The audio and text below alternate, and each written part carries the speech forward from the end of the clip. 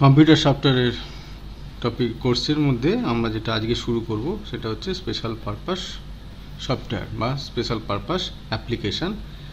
এটা করব আর তার সঙ্গে অপারেটিং সিস্টেম আমাদের এইদিকে আমাদের অপারেটিং সিস্টেম হয়ে গেছিলো, আজ করব ইউটিলিটি প্রোগ্রাম বা ইউটিলিটি সফটওয়্যার। এই দুটো আজকে আমরা করতে যাচ্ছি।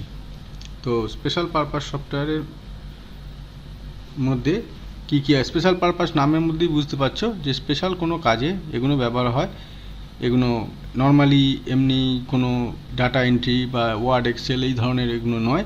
এগুলো একটা কাজ, যেগুলো ফাংশানগুলো এই সফটওয়্যার ইউজ হয়, এই সফটওয়্যার কাজ করি আমরা, সেগুলো পার্টিকুলার একটা ডেডিকেটেড কোনো নির্দিষ্ট কাজের জন্য ব্যবহার হয়।